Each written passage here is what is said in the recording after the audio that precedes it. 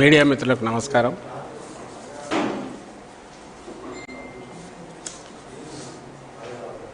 ముందుగా అందరికీ మీకు మీ ద్వారా అందరికి కూడా శివరాత్రి శుభాకాంక్షలు. తర్వాత ఈరోజు ప్రధానంగా నేను చెప్పదలుచుకున్నది, నిన్న తెలంగాణ హైకోర్టు నారా చంద్రబాబు నాయుడు గారు 20 ఏళ్ల క్రితం చేసిన ఒక మహా దోపిడీ గురించి ఒక పిటిషనర్ వేసిన ఐఎంజీ భారత్ పిటిషనర్ వేసిన దాన్ని పిటిషన్ను కొట్టివేస్తూ ఇచ్చిన జడ్జిమెంటు ఆర్డరు, ఇది నేపథ్యం. ఇది ఎందుకు ఇప్పుడు దీని గురించి మాట్లాడుతున్నామంటే, నారా చంద్రబాబు నాయుడు అనే వ్యక్తి ఆయన దేనికైనా పేరుగాంచిన వాడంటే ఒక దోపిడీకి, నిలువు దోపిడీకి, ప్రపంచంలోనే గుడిలో లింగాన్ని దాని కింద మట్టితో సహా స్వాహా చేయగలిగిన అది క్లాసికల్ పద్ధతిలో చేయగలిగిన నేరస్తులు ఎవరైనా ఉంటే వాళ్లకు నాయకుడిగా ఉంటాడని చెప్పడానికి పనికొచ్చే క్లాసిక్ కేసు అది. ఆ రోజు జరిగింది 2007లో రాజశేఖర రెడ్డి గారు ఆయన వచ్చినాకంటే 2004లో రాజశేఖర రెడ్డి గారి ప్రభుత్వం వచ్చాక దాని మీద విచారణ సంఘాన్ని వేసి వాస్తవాలు వెలికి తీసి సరిదిద్దినందువల్ల ఆ స్కామ్ అక్కడ ఆగిపోయింది. లేకపోతే అది మెటీరియలైజ్ ఉంటే అది దాని వాల్యూ ఎంత, స్టేట్కి ఎంత నష్టం జరిగేది అంటే ఊహించలేనంత అని ఇప్పటికి అర్థమవుతుంది. ఆ రోజుల్లోనే అది చాలా అతిపెద్ద భారీ స్కామ్, కుంభకోణము, కుట్ర అని అప్పట్లోనే వార్తలు వచ్చాయి. అందులోనూ స్ట్రెయిట్ బ్లాక్ అండ్ వైట్, అంటే ఎలాంటి 20 మంది 50 మంది ఉన్న కుట్ర కాదు, లేక వ్యవస్థలో ఉండే లోపాలను వాడుకొని ఆ గడ్డి స్కామ్ గోదాన్లా కాదు, కింది వరకు అవినీతి జరిగింది కాదు. ఒక్క వ్యక్తి రాష్ట్రానికి నాయకత్వం వహిస్తున్న, ప్రభుత్వానికి హెడ్గా ఉన్న, పెద్దగా ఉన్న వ్యక్తి ఆయన అవినీతికి పాల్పడితే నేరుగా ఎట్లుంటుంది, అందులోనూ అతను అత్యాశాపరుడై, దురాశాపరుడై చంద్రబాబు నాయుడులాగా ఉంటే ఎట్లుంటుంది అనే విశ్వరూపం చూపించిన కేసు అది. సరే, ఈరోజు అది సహజంగానే ఒక సాక్షిలో వచ్చినట్టుంది, ఇంకా మిగిలిన 1-2 మీడియాలో వచ్చిందేమో, కానీ ఎల్లో మీడియాలో అయితే నాకు తెలిసి ఎక్కడ కనపడినట్లేదు. తీర్పు ఆర్డర్ కాపీ కానీ ఆ తీర్పు గురించి వార్త కానీ ఉన్నట్లేదు నాకు తెలిసి. క్లుప్తంగా అది యుఎస్లో ఉండే ఐఎంజీ అకాడమీ అనే స్పోర్ట్స్ అకాడమీకి దాని 100% సబ్సిడరీ అనే పేరుతో అసలు సంబంధం లేని ఒక IMG Bharat sports academy private limited అనే ఒకటి కంపెనీ ఫామ్ అవుతుంది. 2003 ఆగస్టులో 5వ తేదీన అది ఫామ్ అవుతుంది. అంటే ఇన్కార్పొరేషన్ ఆ రోజు అవుతుంది. 2009 ఆగస్టు 9న ఎంఓయూ ఎంటర్ అయిపోతుంది గవర్నమెంట్. సరిగ్గా 4 రోజుల ముందు పుట్టిన కంపెనీలో 4 రోజుల తర్వాత ప్రభుత్వం ఎంఓయూ ఎంటర్ అవుతుంది. అంతా చేస్తే ఆ కంపెనీకి కానీ ఒరిజినల్ ఐఎంజీకి కానీ సంబంధం లేదు. 5వ తేదీ అది ఫామ్ అవుతుంది. 6వ తేదీ ఇమ్మీడియట్ ప్రపోజలు, దాని మీద జీవో ఒకటి సర్క్యులర్ రిలీజ్ అవుతుంది. చీఫ్ సెక్రటరీ 4 మంత్రులు సంతకాలు చేస్తారు. 19వ తేదీ ఎంఓయూ ఎంటర్ అవుతారు. దాని ప్రకారం ఇచ్చిన సౌకర్యాలు అవి చూసి నిన్న హైకోర్టు న్యాయస్థానం పూర్తి దిగ్భ్రాంతి వ్యక్తం చేసింది. 20 ఏళ్ల తర్వాత 2003 ఎండ్లో 4లో జరిగిన ఆ రోజు ఆ కుంభకోణం, 2006-7లో సరిదిద్దబడిన కుంభకోణం, 2024లో ఈరోజు అంటే 20 ఏళ్ల తర్వాత జడ్జిమెంట్లో ఇప్పుడు కూడా హైకోర్టు దిగ్భ్రాంతి వ్యక్తం చేసిన అంశాలు ఏవయ్యాయంటే, ఈ 4 రోజుల్లో జరిగిన ఎంఓయూ ప్రకారం ఆ ఐఎంజీ భారత్ అనే ఒక బోగస్ కంపెనీకి 850 ఎకరాల ల్యాండ్, అలాగే వాళ్లకు అంతవరకు ఏర్పాటయ్యేంతవరకు స్టేడియం మీద పూర్తి right, Lal Bahadur LB stadium కానీ ఇంకా హైదరాబాద్లో ఉండే స్టేడియంస్ మీద వాటి మెయింటెనెన్స్కు సంవత్సరానికి 2.5 కోట్లు లేదా ఎక్కువ అయితే అది, అలాగే ఒక 3 ఏళ్ల పాటు వాళ్లకు 100% ఏ ఖర్చులైనా మెయింటెనెన్స్ అంతా ఎలక్ట్రిసిటీ కానీ వాటర్ కానీ పాడుపడేసి మొత్తం అన్నీ కూడా ఫ్రీ, 100% రీయింబర్స్మెంటు. రాష్ట్రంలోని స్టేడియంలో వాళ్ళకి కావాల్సినవి తీసుకోవచ్చు, ఫస్ట్ రైట్ ఆఫ్ రిజెక్షన్ వాళ్ళకే, వాళ్ళు వద్దనుకుంటేనే గవర్నమెంట్కి ఉంటాయి. ఇంకా దానికి కొసరు కింద వాళ్ళకు ప్రధాన కార్యాలయం అంతర్జాతీయ స్థాయిలో ఏర్పాటు చేయడానికి ఒక 5,000 గజాల స్థలం, ఎక్కడ జూబ్లీ హిల్స్లో, Banjara hills, Jubilee hills, Madhapur వెళ్ళే దారిలో 5,000 గజాల స్థలం కూడా. ఇది మొత్తం ఎంఓయూలో అంశం. ఇది జరిగింది 2003 నవంబర్లో చంద్రబాబు నాయుడు ప్రభుత్వం రద్దవుతుంది. ఆయనే సిఫార్సు చేస్తాడు, అదే అప్పుడు బాంబు ఇది పడి అలిపిరి బాంబు, దీంతో సింపతి వస్తుంది అనుకుని సిఫార్సు చేస్తాడు.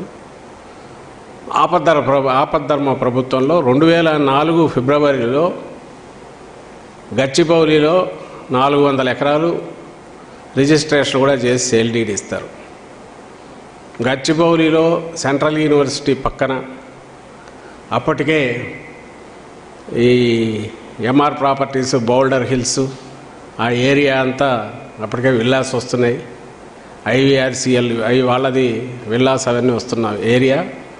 అక్కడ అప్పట్లోనే ఎకరం 2 కోట్లు, బుక్ వాల్యూ 13 లక్షలు, మార్కెట్లో 2 కోట్లు పలికే భూమి ఎకరం 50,000కు, అంటే 2 కోట్లకు మొత్తం 400 ఎకరాలు సేల్ డీడ్ ఇచ్చేసింది అప్పుడు ప్రభుత్వం, చంద్రబాబు నాయుడు ప్రభుత్వం. అది ఏది ఆపద్ధర్మ ప్రభుత్వం. ఈ ఎంఓయూ నుంచి ఈ ప్రపోజల్ అంతా పోనీ కనీసం క్యాబినెట్కి వెళ్ళిందా? లేదు. కేవలం అంతకుముందు మంత్రులు సంతకాలు చేసి ఎంఓయూ ఆధారంగా జరిగిన ట్రాన్సాక్షన్లో, ఆ ప్రాసెస్లో ఫిబ్రవరిలో ఇది 400 ఎకరాలు సేల్ డీడ్ చేస్తారు. ఇంకొక 450 ఎకరాలు మామిడిపల్లి, అంటే మీకు ఇంకా అందరికీ తెలిసిన ఏరియా ఎక్కడంటే ఎయిర్పోర్ట్ నుంచి శ్రీశైలం రోడ్డు వైపు బయటికి ఎగ్జిట్ వచ్చిన దగ్గర పక్కన, అక్కడ 450 ఎకరాల అగ్రిమెంటు. అది లక్కీగా అది అప్పుడు సేల్ డీడ్ కాలే. సో మొత్తం 850 ఎకరాలు. మీ అందరికీ తెలుసు, ఇప్పుడు ఒకవేళ మనం రాష్ట్రం విడిపోయినా కూడా హైదరాబాద్లో ఏ ఏరియా ఎంత వాల్యూని అందరికీ తెలుసు. ఇప్పుడు అప్పటికే ఫైనాన్షియల్ డిస్ట్రిక్ట్ మొదలైంది అండ్ రింగ్ రోడ్డు ప్లానింగ్లో ఉంది. ఎయిర్పోర్ట్ లొకేషన్ తెలుసు, ఫలానా చోట వస్తుందని. ఇదంతా తెలిసిన సమయంలో 850 ఎకరాలు, అందులో 400 ఎకరాలు సేల్ డీడ్ కూడా చేసి ఇచ్చేసిన స్కామ్ ఇది. ఈ 400 ఎకరాల వాల్యూ అప్పట్లోనే 800 కోట్లు నుంచి 1000 కోట్లని అనుకున్నాను 2003-4లో. ఇప్పుడు అక్కడ ఎకరం 100 కోట్ల దాకా ఉంది. అందరికీ తెలుసు, మీకు తెలుసు, అక్కడ హైదరాబాద్ వాళ్ళకి తెలుసు, ఏపీలో వాళ్ళకి తెలుసు. అంటే దాదాపు ఇదే ఈ 400 ఎకరాల ఇదే దాదాపు 40,000 నుంచి 50,000 కోట్లు, అవతల కలిపితే 80,000 నుంచి 1,00,000 కోట్ల ప్రాపర్టీకి 20 ఏళ్ల క్రితం స్కెచ్ వేసిన ఘనాపాటి, గజ దొంగ, ఇంకా ఏదైనా పేర్లు పెట్టుకోవచ్చు. అంటే అవన్నీ ఆ నిర్వచనాల్లో కూడా ఆయన ఫిట్ ఇన్ అవుతాడని నేను అనుకోను. ఎందుకంటే ఇంత స్కెచ్ ఎవడు మామూలు వాడు వేయలేడు. అది కూడా ఎప్పుడు ఆపద్ధర్మ ప్రభుత్వంలో, అది కూడా ఎప్పుడు ఆ కంపెనీకి ఉనికి లేదు, ఏ ఇంటర్నేషనల్ కంపెనీతో సంబంధం లేదు, and due process, minimum due process కూడా చేయకపోగా ఇంకా ఇంకా ఏమేమి ఇవ్వచ్చు అని చెప్పి అన్నీ కూడా కొసరుల కింద నేను ఇంతకుముందు అన్నట్టు మళ్ళీ మెయింటెనెన్స్కు, మళ్ళీ టిప్పులాగా దాన్ని ఏమంటారు రీఇంబర్స్మెంట్ ఆఫ్ ఎలక్ట్రిసిటీ ఇవన్నీది మళ్ళీ 5,000 గజాలు జూబ్లీస్లో దట్ ఇట్ సెల్ఫ్. అదే ఇప్పటికే 100 కోట్లు 200 కోట్లు 300 కోట్లు అదే ఆఫీస్కు. ఇది ఆ కంపెనీకి చేసింది. దాంట్లో ఎవరూ తలా తోకలేదు. అదృష్టవశాత్తు ఆయన వెళ్ళిపోయాడు. రాజశేఖర రెడ్డి గారు వచ్చారు. రాగానే ఆయన ఎంక్వైరీ చేసి ఆయనకున్న ఔదార్యం వల్ల ఆ స్కామ్ దాన్ని సెట్ చేశాం కదా, కరెక్ట్ చేశాం కదా, ఆస్తి ఎంత వచ్చిందని చెప్పి దాని మీద ఫర్దర్ ప్రొసీడ్ కాలేదు. పోనందుకు కూడా హైకోర్టు క్వశ్చన్ చేసింది, ఇంత జరిగితే గవర్నమెంట్ ఎందుకు చేయలేదని. అది ఆయన ఔదార్యం ఆ రోజు. లేకపోతే అప్పుడే ఈయన ఊచలు లెక్క పట్టాల్సి వెళ్లాల్సిన వాడు చంద్రబాబు నాయుడు.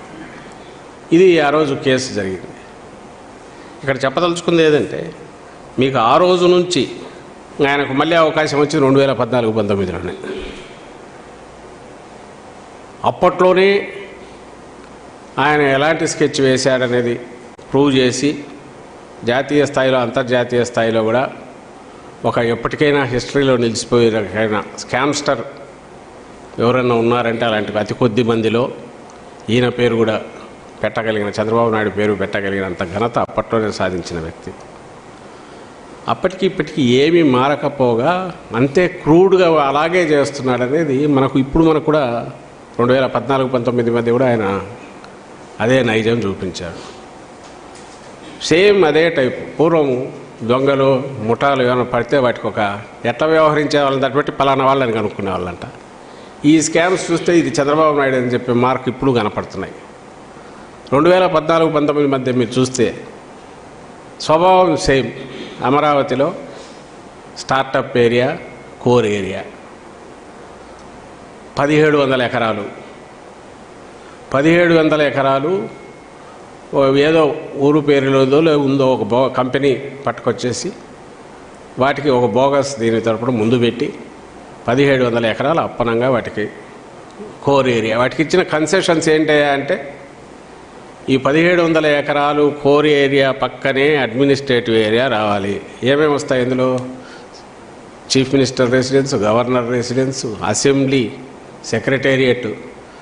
అంటే కోర్ మొత్తం అడ్మినిస్ట్రేటివ్ హార్ట్, బ్రెయిన్ ఏది ఉంటుందో అది ఈ స్టార్టప్ ఏరియా 1700 ఎకరాల పక్కన రావాలి. ఇది డెవలప్ అయిన తర్వాతనే మిగిలినవన్నీ కావాలి. అలాగే దానికి అవసరమైన ఇన్ఫ్రాస్ట్రక్చర్ అంటే రోడ్లు కానీ డ్రైన్లు కానీ మొత్తం అంతా 5,500 కోట్లతో రాష్ట్ర ప్రభుత్వమే నిర్మించి ఇవ్వాలి 2 ఏళ్లలో. ఆ కంపెనీ తన బిజినెస్ అంతా పూర్తి చేసుకోవడానికి 5 ఏళ్ల చొప్పున 3 సార్లు ఇచ్చేస్తూ 15 ఏళ్ల పాటు సమయం. సేమ్ అదే టైప్. అప్పట్లో గచ్చిబౌలి, మామిడిపల్లి, హైదరాబాద్లో ఎట్లయితే 100 ఎకరాలు 400 ఎకరాలు ఇచ్చేసి ధారాదత్తం చేస్తూ ఊరు పేరు లేని కంపెనీకి చేశారు. ఇక్కడ ఏకంగా రాజధానిని అక్కడ ఉన్న 30,000 మంది ఉసురు కొట్టుకుంటూ రైతుల దగ్గర ల్యాండ్ పూలింగ్ అని తీసుకొచ్చి వాళ్ళ ఏరియాస్ ఎట్లా డెవలప్ చేయాలో, జనరల్గా ఏదన్నా మొదలైనప్పుడు ప్రజల దగ్గర అందులో తీసుకున్నాక ఆ ఏరియాస్ కూడా డెవలప్ కావాలి, టోటల్ డెవలప్మెంట్ ఎట్లా చూడాల్సింది పోనిచ్చి, ఏదైతే తన బినామీలో లేకపోతే తన ఒప్పందాలు చీకటి ఒప్పందం చేసుకున్న కంపెనీను వాటిని తీసుకొచ్చి వాటికి మొత్తం వేసి ఇదయ్యాకనే మిగిలిన డెవలప్మెంట్ అని చెప్తూ అక్కడే అంటే ఒక జూబ్లీ హిల్స్ను అలాంటి ప్రాంతాన్ని ప్రైమ్ ప్లేస్ను క్రియేట్ చేసిన క్రీమ్ అంతా తనకు తన బినామీలకు. అక్కడే నారాయణ కూడా 58 ఎకరాలు కొంటాడు. అది కేసు నడుస్తోంది ఇప్పుడు. A1 అయినా A2 అయినా జగన్మోహన్ రెడ్డి గారి ప్రభుత్వం వచ్చేది జరుగుతున్న అది ఆ కేసు ఇప్పుడు నడుస్తుంది. ఎక్కడైతే ఇది దానికంటే ఇది మరి అది రాష్ట్రం సొమ్ము. ఇది రైతుల దగ్గర నుంచి తీసుకున్న భూమి క్యాపిటల్ డెవలప్మెంట్ అది. క్యాపిటల్ డెవలప్మెంట్కి భూములు ఇచ్చిన వాళ్ళకు సంబంధించిన ల్యాండ్స్ ఏమవుతాయో వాటి డెవలప్మెంట్కి ఏంది అనేది చూడలే. ముందు ఇది 3000 ఎకరాలు అనుకున్నారు, మళ్ళీ ఎందుకు అది 1700 ఎకరాలకు దిగింది. మరీ ఎక్కువ అవుతుందని అనుకుంటున్నారో తెలియదు. సో 3000 ఎకరాలు కాస్త 1700 ఎకరాలు, 1700 ఎకరాలు క్రీమ్ ఎంటైర్ డెవలప్మెంటు ఆయన కలలు కన్నా నిజమైతే ఇది 1,00,000 కోట్లకు 40,000 కోట్లు 50,000 కోట్లు డిపెండింగ్ అని ఎంతైనా దాని వాల్యూ పెరిగే కొద్దీ అదంతా మింగేయచ్చు అనేది ఆలోచన. ఇక్కడ సేమ్ ఎక్కడ లేని కన్సెషన్స్ అన్ని దానికే ఇచ్చి ఉల్టా ఎవరైనా డెవలప్మెంట్కి ఇస్తే ఇన్ఫ్రాస్ట్రక్చర్ వాళ్ళు వేసుకొని ఎదురు ఇస్తారు. ఇక్కడ పెట్టుబడిలో పార్ట్ ఇన్ఫ్రాస్ట్రక్చర్ ఫ్రీ డెవలప్మెంటు, అమ్ముకోవడం మాత్రం అంతర్జాతీయ స్థాయి ఇది వాళ్ళు చేసుకుంటారు. దానికి అవసరమైన వాతావరణం క్రియేట్ చేయడానికి all cream administrative core area అంతా అక్కడే వస్తుంది. హాట్ కేక్ లాగా అమ్ముడు పోయేదానికి అవసరమైనవి క్రియేట్ చేసి ఇది మామూలు ఇక్కడ ఎవరైనా ప్రైవేట్ బిల్డర్కి ఇచ్చినా అంతకంటే బ్రహ్మాండంగా డెవలప్ చేస్తాడు. మనకు ఊరి బయట ల్యాండ్లోనే తీసుకున్నప్పుడే 60-40 నడిచేటప్పుడు లేదా 50-50 40-50-60 ఏదో ఒక రేషియోలు నడిచేటప్పుడు ఇన్ఫ్రాస్ట్రక్చర్ అంతా డెవలపర్ వేసి ఇస్తున్నప్పుడు అట్లా ఆలోచించినా కూడా ఇది ఉల్టా మనం ల్యాండ్ ఓనరే ఇన్ఫ్రాస్ట్రక్చర్ డెవలప్ చేసి కేవలం ఒక అంతర్జాతీయ స్థాయి డెవలప్ చేయడం కోసం అంటూ అడిషనల్ కన్సెషన్స్ ఇచ్చి అది అమ్ముడుపోవడానికి అవసరమైన అన్ని రకాల ఇవి కూడా అక్కడ క్రియేట్ చేసి ఆ తర్వాత వాళ్ళని అమ్మిన తర్వాతే లేదా వాళ్ళ డెవలప్ అయిన తర్వాత మిగిలినవని పెట్టే క్రైటీరియా ఇది ఎక్కడన్నా ఉంటుంది ఆ ప్రపంచంలో.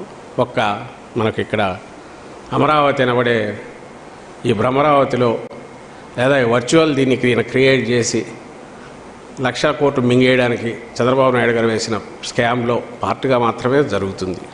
సో 2004లో 3-4లో ఏం చేశారో 2014లో వచ్చిన తర్వాత అంటే 10 ఏళ్ల తర్వాత ఆయన విశ్వరూపం, ఆయన ఆలోచనలు, ఆయన వికృతమైన దోపిడీ ధోరణి కానీ మనస్తత్వం కానీ అది ఏ రకంగా చూపించారనేది అక్కడ కనపడుతుంది. అలాంటిదే చిన్నది టిప్పు మనం అందరం ఈ మధ్యనే దేనివల్ల అయితే ఈయన అరెస్ట్ అయ్యి జైలు పాలై 60 రోజులు అక్కడికి వెళ్ళాడు చంద్రబాబు నాయుడు గారు. సీమెన్స్ స్కిల్ స్కామ్గా పేరు వచ్చింది ఈ మధ్య. సీమెన్స్ది కుంభకోణం, సీమెన్స్ పేరుతో కుంభకోణం, అది కూడా మీ అందరికీ తెలుసు. 300 కోట్ల పైగా ఎట్లా లాక్కోవాలా, ప్రజల సొమ్ము మింగేయాలనుకొని దాన్ని 10% చేసి దానికి 90% అంటే 3,000 కోట్లు సీమెన్స్ ఇస్తుందని అక్కడి నుంచి 2 దొంగలు వస్తే అసలు వాళ్ళు ఎట్లా ఇస్తారు, ఏమి ఇస్తారు, ఆ 3,000 కోట్లు గ్రాంట్ ఇన్ ఎయిడ్ కదా. గ్రాంట్ ఇన్ ఎయిడ్ అంటే పెడితేనే కదా మనం పెట్టాల్సింది, వాళ్ళు ఎంత పెడితే మనం అంత రిలీజ్ చేయాలి కదా. కాకుండా దానికి బదులుగా ఈ 10% అని ఏది విన్నారో అదే 100% నేరుగా రిలీజ్ చేయడం. ఆ చేయడానికి అవసరమైన రకంగా అవుట్ సైడ్ ఒక బయట వ్యక్తిని, ప్రైవేట్ వ్యక్తిని తీసుకొచ్చేసి అతనికి 4 పోస్టులు స్పెషల్ సెక్రటరీగా ఇంక్లూడింగ్ సీఎంఓలో సీఎం తన సెక్రటరీగా కూడా పెట్టుకొని 5 నెలల్లోనే 2014లో అధికారంలోకి, ఈసారి లాస్ట్లో అయితే ఇదవుతుంది, ఫస్ట్లోనే కొట్టేయాలన్నట్టున్నారు. 2014 జూన్లో వస్తే ఆగస్టు నుంచే మొదలవుతుంది ప్రాసెస్. 2015 ఎండ్కంతా దాదాపు పూర్తి అయిపోతుంది. 2015 కంతా 2015 ఫిబ్రవరి నుంచి ప్రాసెస్ మొదలవుతుంది. క్యాబినెట్ అప్రూవల్ డిసెంబర్ 2015 నుంచి మార్చి 2017 మధ్య 371 కోట్లు ట్యాక్సులు కూడా ఎక్స్క్లూజివ్ ఆఫ్ ట్యాక్సెస్ అన్నారు కాబట్టి 330 కోట్లు నేరుగా ఒక షెల్ కంపెనీలోకి వెళ్ళి అక్కడి నుంచి వెళ్తుంది. దానికి ట్యాక్స్లు అదనంగా ప్రభుత్వం అంటే ప్రజల సొమ్ము పే చేసి 370 కోట్లు నేరుగా పంపించేస్తారు. దానికి సంబంధించిన ఎలాంటి చెక్ చేయడము, అలాగే దానికి ముందు వాళ్ళు ఏమిస్తున్నారో చూడడము, అసలు వచ్చిందా లేదా, దానికి సమంగా మనం వాటా పెడుతున్నామా లేదా ఏమి చూడకపోవడం. అసలు క్యాబినెట్లో డిస్కషన్ ఒకటి జరుగుతుంది, జీవో ఒకటి ఇష్యూ అవుతుంది, సంబంధం లేనిది ట్రైపార్టైట్ అగ్రిమెంట్ అని ఇంకోటి చేసుకుంటారు. అంత మొత్తం కూడా శ్యామ్, పేరు మాత్రం సిమెన్స్తో ఒప్పందం. అంతా చేసి సర్వీస్ ట్యాక్స్ వాళ్ళు ఎగ్గొట్టి ఎవరో దానికోసం క్రెడిట్ క్లెయిమ్ చేసినప్పుడు జిఎస్టీ మూవ్ అయితే తీగలాగితే మొత్తం పోయి సిమెన్స్ వరకు పోతే అక్కడ చెక్ చేస్తే దాని ద్వారా సిమెన్స్కి తెలిస్తే అది ఇక్కడికి కూడా తెలిసినా కూడా ఎవరికి ఇమ్మని లేదు. పైగా ఉన్న రికార్డులన్నీ తగలబెట్టేసి ఏమీ అవైలబుల్ లేకుండా చేసిన ఘనుడు. ఇక్కడ అదే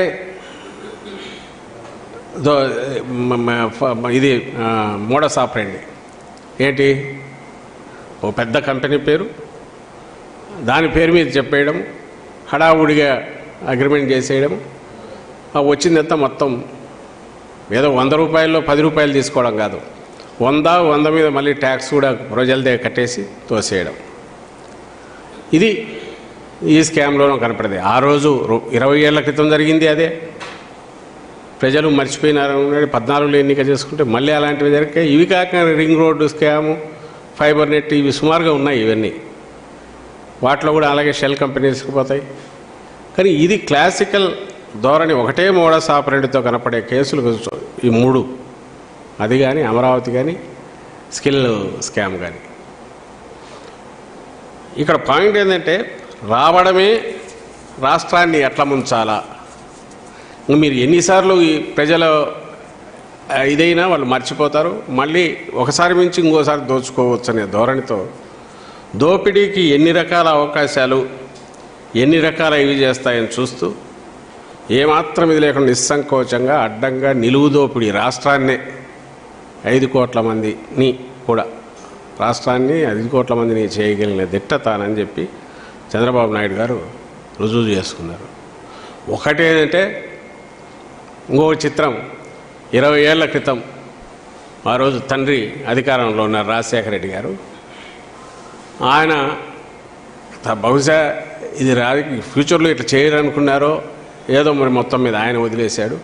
ఈరోజు ఆ పనిష్మెంటు జగన్మోహన్ రెడ్డి గారు అంటే కొడుకు ఈరోజు ముఖ్యమంత్రి అయ్యారు. ఈయన హయాంలో దొరికిన వాటిలో ఈసారి ఈయన వదిలితే ఇంకా ప్రజలకు ఇంకా ఎలాంటిది చేస్తాడో, రాష్ట్రాన్ని ఇంకెంత ద్రోహం చేస్తాడో అనే దీంతో కేసు దాని దారిని అది పెట్టడము, న్యాయస్థానాలు కూడా దాన్ని గుర్తించడంతో అట్లీస్ట్ ఫస్ట్ టైం కటకటాల పాలు జైల్లో ఉండడం. ఈయన స్వభావం ఏది అనేది రికార్డ్ అయ్యే రకంగా, లేకపోతే అన్ని బెయిల్ల మీదో టెక్నికల్ గ్రౌండ్స్ మీదనో తన స్కామ్స్ దీని నుంచి తన మీద వచ్చిన కేసుల నుంచి తప్పించుకునే ప్రయత్నం చేసే చంద్రబాబు తొలిసారి ఓ రికార్డుల్లో ఈ రకంగా ఎక్కించాడు. అది ఆ రోజు ఆయన చేయని పని ఈరోజు జగన్మోహన్ రెడ్డి గారు చేయగలిగారు. కానీ స్వభావం అదే. ఇప్పుడు మళ్ళీ 24లో మళ్ళీ ఏదో ఒక రకంగా మళ్ళీ ప్రజలు ఏదో ఒకటి ఆశీర్వదిస్తారేమో, అన్నీ మర్చిపోయి ఉంటారేమో ఇవన్నీ. కాబట్టి ఈ ఎన్నికల్లో ఎట్లా ఒకటి లాగేస్తే ఈసారి రాష్ట్రాన్ని చుట్టేసి చాప చుట్టినట్టు చుట్టేసి మింగేయచ్చు. ఇంకొక అవకాశం ఇస్తే ఈరోజు జగన్మోహన్ రెడ్డి గారు రాకుండా 2019లో కర్మగాలి అతనేగానే వచ్చింటే ఈవేళకి చుట్టేసి, ఆ రోజు ఎట్లయితే 2004లో రాష్ట్రం ఉమ్మడి రాష్ట్రం కర్మగాలి ఆయన చంద్రబాబు నాయుడు వచ్చింటే ఎట్లయితే నేనన్నా ఈ 800 ఎకరాలు 1000 ఎకరాలు ఇంకా ఎన్ని పోయావు, ఇదంతా క్లాసిక్గా కనపడుతుంది. ఇట్లా కనపడనివి ఇంకా చాలా ఉన్నాయి. అలాంటిది ఈరోజు 14లో ఇచ్చినందుకు ఇంత చూపించిన చంద్రబాబు నాయుడు ఈ 24లో కన్నా మళ్ళీ ఒక్కసారి ఇచ్చి చూడండి నా తడాకా చూపిస్తా అని మళ్ళీ విరుచుకుపడడానికి ట్రై చేస్తున్నాడు. ఈసారి ఇస్తే మొత్తం రాష్ట్రాన్ని మింగేయాలనే దీంట్లో ఆలోచనలతో, దురాలోచనలతో, కుట్రబుద్ధితో వస్తున్నాడు. ప్రజలందరూ గమనించాల్సింది ఇతను రావడము అంటూ జరిగితే ప్రపంచంలో లేని, ఎవ్వరూ చేయలేనివి ఏదైనా చేస్తానని చెప్పి జగన్మోహన్ రెడ్డి గారు ఎప్పుడు అన్నట్టు కేజీ బంగారం బెంజి కారు కాదు, ఇప్పుడు కొత్తది ఇంకా ఏదైనా వేరే కొత్త కార్లు వచ్చింటే బెంజి కాక అంతకంటే పెద్ద వ్యాధి 10 కేజీల బంగారం అయినా సరే ఇస్తానంటాడు. ఎవరు చేయలేని పనులన్నీ చేస్తానంటాడు. వచ్చిన తర్వాత నిజంగానే ఎవరు చేయలేని, ఆలోచించలేనంత దోపిడీ చేయగలిగిన, మింగేయగలిగిన ఘనాపాటి ఘనుడు ఈయనని ప్రజలు గుర్తించాలి చంద్రబాబు నాయుడు గురించి అని మా విజ్ఞప్తి. Thank you. సాయంత్రం నుంచి ఢిల్లీ పెద్దలతో సమావేశం వస్తారు. మేము ఇంతకుముందు కూడా చెప్పాము, ఈ ప్రాసెస్ ఇది 20 రోజులు, నెల రోజులు, 2 నెలల నుంచో జరుగుతుంది. చంద్రబాబు నాయుడు ఈసారి నేనన్న దాంట్లో కూడా he's in such a desperation. ఇంకా వెంటిలేటర్ మీద ఉన్నవాడు ఎట్లయితే ఇదవుతుంటాడో, లేదా దింపుడు కళ్ళ మాసి అంటారు ఇంకా ఫైనల్గా, ఆ దీంతో చేసే ప్రయత్నము, చేయని ప్రయత్నం అంటూ లేదు, చేసే ప్రయత్నం కాదు, చేయని ప్రయత్నం అంటూ లేదు. ప్రపంచంలో ఉండే అన్ని శక్తులు తనను ఆవాహించాలి, వీటన్నిటిని పెట్టుకుని ఎట్లా జగన్మోహన్ రెడ్డి గారిని ఢీకొనాలనే దాంట్లో భాగంగా ఆయన ఈరోజు నిన్నటి నుంచి ఢిల్లీలో ఎట్లా పడిగాపులు కాస్తున్నాడో అందరు చూస్తూనే ఉన్నారు. దీంట్లో మీకేమనిపిస్తుందో నాకు అర్థం కావట్లే, కానీ అది బలహీనత కూడా కాదు, ఒక నిస్పృహ. ఇది మిస్ అయితే ఇంక నేను నా బతుకే వృధా, నేను అయిపోయినట్టే అని భావించే వ్యక్తి ఆఖరి క్షణంలో చిన్న గడ్డిపోత దొరికినా ఎట్లయితే కొట్టకపోయేవాడు ఎట్లా చేస్తాడో ఆ ప్రయత్నం చేస్తున్నట్టు అనిపిస్తుంది. ఇంకా అది దాంట్లోనే నిస్సహాయత, బలహీనత, డెస్పరేషన్ ఏదైతే ఉందో అది బలమని ఎవరని అనుకుంటే, తద్వారా ఆయన ఏదో చేయగలడని అనుకుంటే అది భ్రమే అవుతుంది. అది కుదిరితే ఆయన ఈసారి అప్పటికీ ఇప్పటికీ మీరు గతంలో ఫస్ట్ నుంచి చూసినా కూడా ప్రతిసారి ఎవరో ఒకరి ఇది లేనిదైతే కాలేదు, అందరినీ పెట్టుకుంటున్నాడు, ట్రై చేస్తున్నాడు. ఆ ప్రయత్నం చేసిన ప్రతిసారి ఒక్కొక్కసారి డిపెండింగ్ అవతల పార్టీలను బట్టి తను సక్సెస్ అవుతుండొచ్చు, ఇంకోసారి ఫెయిల్ కూడా అయ్యారు. 2009లో తన వల్ల కాలే, అన్ని కూటములు ఏకమైన. ఈసారి వెరైటీ ఏదంటే అటు బీజేపీతో పాటు ఇటు కాంగ్రెస్తో కూడా తన కంట్రోల్లోనే పరోక్షంగా పెట్టుకొని దాన్ని కూడా నడిపిస్తూ అన్ని శక్తులను కూడగొట్టుకుని రావాలని చూస్తున్నాడు. ఇందులోనే మా బలం తెలుస్తుంది. జగన్మోహన్ రెడ్డి గారి మీద ప్రజలకున్న అభిమానం కానీ, వాళ్ళ అతని డెస్పరేట్ అటెంప్ట్స్లోనే, చంద్రబాబు నాయుడు డెస్పరేట్ అటెంప్ట్స్లోనే జగన్మోహన్ రెడ్డి గారి బలము, వైఎస్ఆర్సీపీ బలము, మా పార్టీకి కానీ జగన్మోహన్ రెడ్డి గారికి కానీ ప్రజల నుంచి ఉన్న అభిమానము, బ్లెస్సింగ్స్ అవి దీంట్లో ఎక్స్ప్రెస్ అవుతాయి, వ్యక్తం అవుతాయని నేను భావిస్తున్నాను.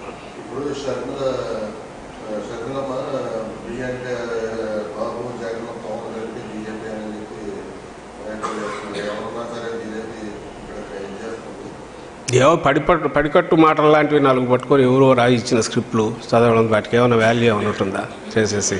ఎప్పుడైతే ఆమె షర్మిలమ్మ, మేము ఎప్పుడు చెప్తూనే ఉన్నాం, తెలంగాణలో ఉన్నప్పుడు ఒక పార్టీ, ఇప్పుడేమో ఒక ఎత్తిపోయిన దివాలా తీసిన పార్టీకి నేను ఇంతకుముందు అన్నట్టు చంద్రబాబు నాయుడు డైరెక్షన్లో ఓ పాడుబడిన బంగ్లాను కదా రెంట్కి తీసుకున్నట్లయితే శిథిల భవనాన్ని చేసుకొని చేసినట్టు ఆమెను పెట్టి నడుపుతున్నారు.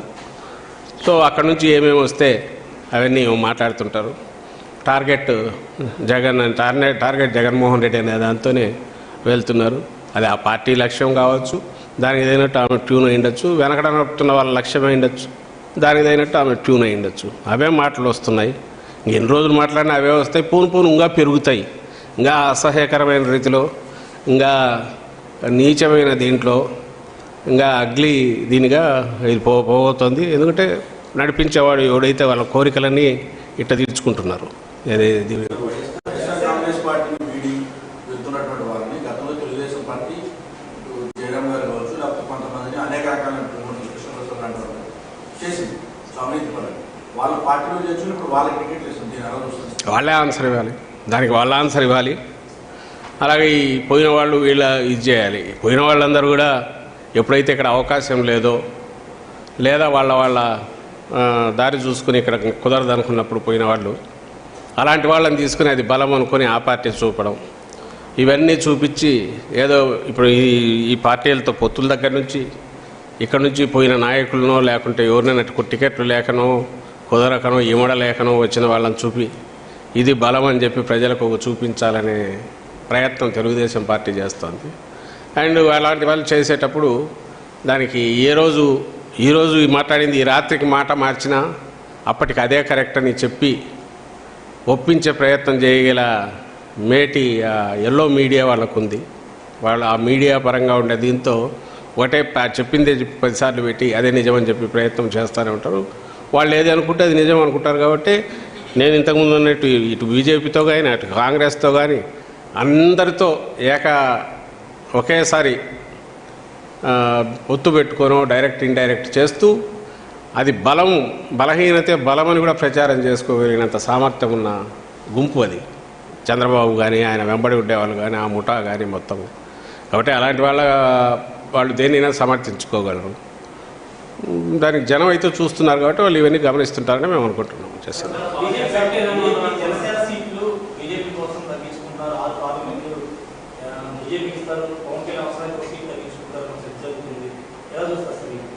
జరుగుతుందా? ఎవరున్నారు?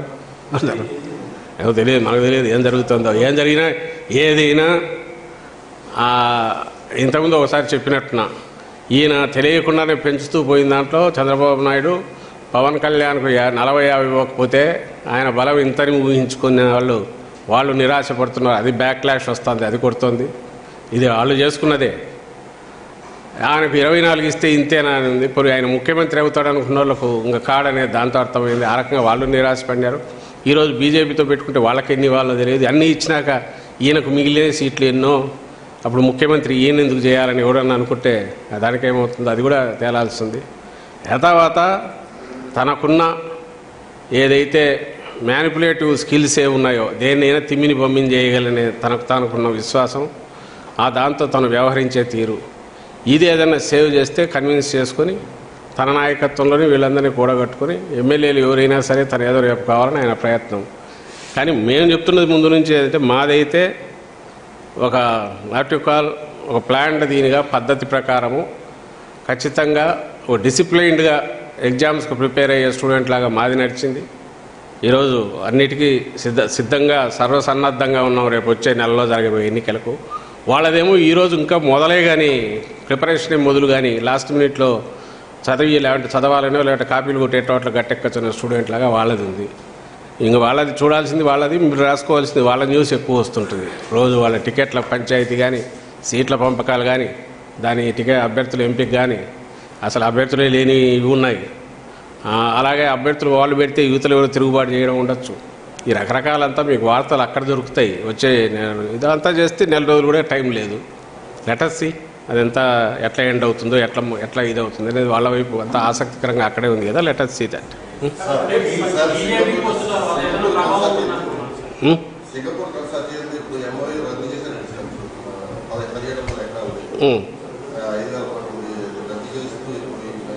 అదే కేసు నడుస్తుంది. అందుకే దాన్ని చెక్ చేయగలిగాము. ఆ రోజు అప్పుడు రాజశేఖర రెడ్డి గారు దాన్ని చెక్ చేశారు. ఈరోజు దీన్ని చెక్ చేయగలిగాము.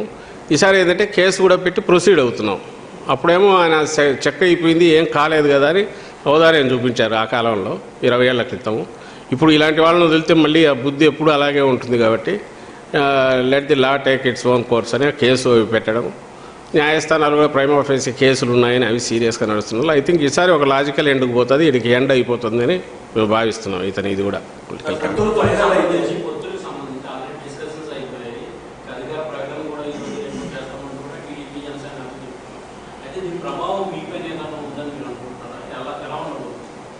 నేను ఇంతకుముందు అన్నా కదా, అది వాళ్ళ బలహీనతను సూచిస్తుంది తప్ప మా బలాన్ని వాళ్ళ డెస్పరేషన్లో ఏం తెలుస్తుందంటే వైఎస్ఆర్సీపీ బలము, జగన్మోహన్ రెడ్డి గారు ఎంత పక్కాగా లేకపోతే ఎంత కన్స్ట్రక్టివ్గా లేదా రాష్ట్ర ప్రజలకు ఎంత దగ్గరగా లేదా ఆయన అభిమానానికి ఎంతగా పాత్రుడయ్యారు అనేది దీంట్లో వ్యక్తమవుతుంది తప్ప వాళ్ళ బలం వ్యక్తం కాదు. మా బలం వ్యక్తమవుతుంది వాళ్ళ డెస్పరేట్ అటెంప్ట్స్లో, వాళ్ళ బలహీనత వ్యక్తమవుతుంది.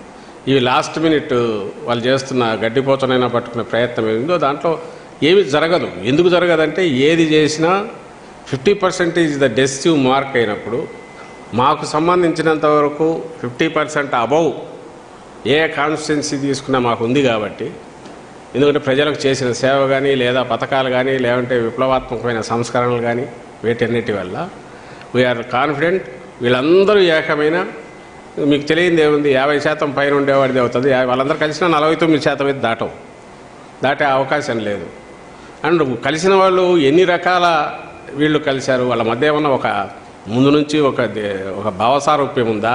ఎక్సెప్ట్ 4 సీట్లు ఎక్కువ తెచ్చుకోవాలా, 2+2 4 అనే లెక్కలు వేసుకోవడం తప్ప 2+2 4 0 కూడా అవుతుంది. 0 కలిస్తే ఏమవుతుంది, ఇంకొక ఇది అవుతుంది. వీళ్ళు అంతిమయాత్రలాగా లేకపోతే ఫైనల్ స్టేజ్లో వెంటిలేటర్ మీద ఉన్న పాత్ర టీడీపీ, అవి అలాంటివి అసలు పార్టీ ఉనికే లేదు, పార్టీ పేరుంది తప్ప దానికి ఒక స్వరూపంగా అనేది లేని జనసేన. ఇంకా అలాగే బీజేపీ నేషనల్ పార్టీ అయినా ఈ రాష్ట్రంలో దాని ప్రజెన్స్ ఎంత ఉందో, లాస్ట్ టైం ఎంత ఓట్లు వచ్చాయో దానికి కానీ ఆ కాంగ్రెస్కి కానీ మీరు చూశారు. ఇవన్నీ చూసినప్పుడు మీకే తెలుస్తుంది కదా దాని ఇంపాక్ట్ ఎంత ఉంటుంది అనేది. బట్ దాని నుంచి జనంకు అర్థమైంది ఏంటంటే వీళ్ళు పోతున్నారు, ఫెయిల్ అయినారు, జగన్మోహన్ రెడ్డి గారు సక్సెస్ అయ్యారు కాబట్టి తట్టుకోలేక వెళ్ళి ప్రయత్నాలు చేస్తున్నారు అనేది జనానికి మెసేజ్ పోయింది.